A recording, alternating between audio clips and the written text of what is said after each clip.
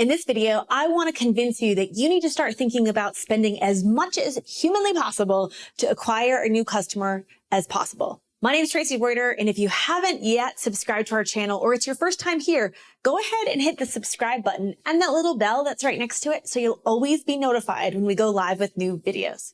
Okay, so why should you spend as much as humanly possible to acquire a customer, and why does that even matter when it comes to your advertising? Well, there's this big thing out there that we see with our clients, with people we talk to, and that everyone thinks that the holy grail of advertising is return on ad spend, or ROAS. But the truth is that if you have a product that is consumable, or you have multiple products, or you have ascension paths that you can take a customer from buying one thing to the next and so on and so forth, what you should be focusing on is spending the maximum you possibly can to get that customer from the beginning. Now, I don't know who said it, but I've heard it be attributed to Ryan Deiss and a few other people in the marketing world. But the saying goes something like this: he or she who can spend the most to acquire a customer wins. And I'm going to tell you, after running millions of dollars of advertising and running a social advertising agency for almost 5 years now, I've seen this to be true time and time again, especially, as I mentioned before, if you have other products and services to sell to customers, and especially if you have a consumable product. So if you're an e-commerce business and you're selling a product that can be used multiple times. Now, if you are a coach or a consultant, or you're in a different type of business, do you have other offers that people can purchase? Are there more ways for people to do business with you? Now, the reason this is important is because if you understand the lifetime value, so let's now talk about lifetime value. Lifetime value is what you would expect that someone who purchases from you, that a buyer will spend with you over their lifetime of doing business with you. So if you are a coach or consultant and you have a membership offer, and you know your average member stays for 10 months and it's a $200 a month program, you know that the lifetime value on average for every new person is $2,000.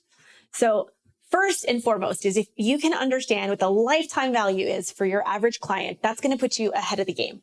Now, before I go too far in numbers and the things you want to understand, I just want to tell you that it's been very, very rare that we actually engage with a client or a prospect that knows their numbers. So if you're watching this and you're thinking, Tracy, I have no idea. I don't know my numbers. I don't know these things. Don't worry.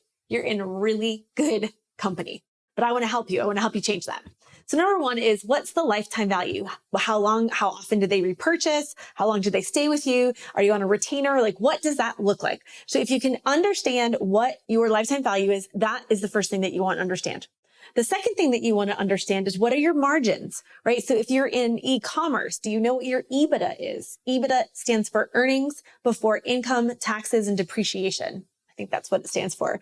So you definitely want to understand what your margins are, what your earnings are from a sale, what that's going to be, because that's going to help you understand what you can ultimately acquire a client for. So in my example earlier, if you know that somebody stays with you for 10 months, they purchase $200 every single month for 10 months, you know that lifetime value of a client is $2,000. But if you know that your margins are, let's just say 40%. I should have made this math easier for myself. So 40% of 1,000 is 400. So $800, right, is your margin. So your profit would be essentially $800, right?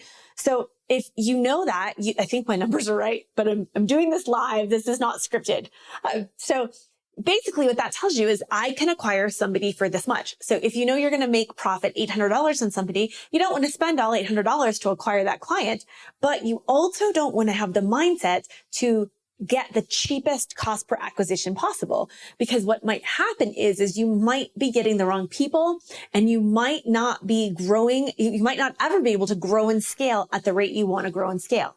Okay. So this is an important key to growing your business. If you know that if you're going to make $800 on the lifetime of a customer, and the maximum you're comfortable spending on that is, let's just say, half. If you know that you are comfortable spending $400 to acquire a client that is going to pay you $2,000 over your lifetime, and then of course with your margins and all that, you're going to make a profit of $800. Then you can push the limits of your advertising all day and all night to acquire somebody that maybe, if you were focused on cheap acquisitions, where maybe you were spending $5, you could actually be spending 30, 40, 50 comfortably, because you know that you're going to get additional revenue from those people on the back end. Now, why is this important? Well, just by having this kind of mindset, it's going to actually set you apart from your competitors, because right now everyone's out there obsessed over what's the highest return on ad spend. And ROAS is actually, in my opinion, it's not the number that you should be managing your business off of. You should be managing your business off of profitability. And ROAS is not an indicator of profitability. Because you can actually, I'm going to tell you right now, if you've worked with an ad agency, they can skew your ROAS numbers by sending traffic, by sending ads to warm traffic. Warm traffic is cheaper to get them to repeat buy. You're going to see a higher ROAS and you're going to think that you're being profitable. You can actually drive yourself out of business if you manage to ROAS and not based on cost per acquisition profitability.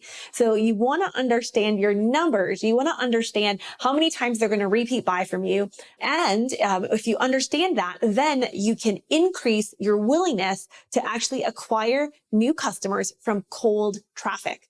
Cold traffic, not warm traffic, but cold traffic. Now, let's say that you start to work out these numbers and you understand, what you can and can't do, and you start the traffic faucet, you turn it on, and the leads and the new customers start coming in.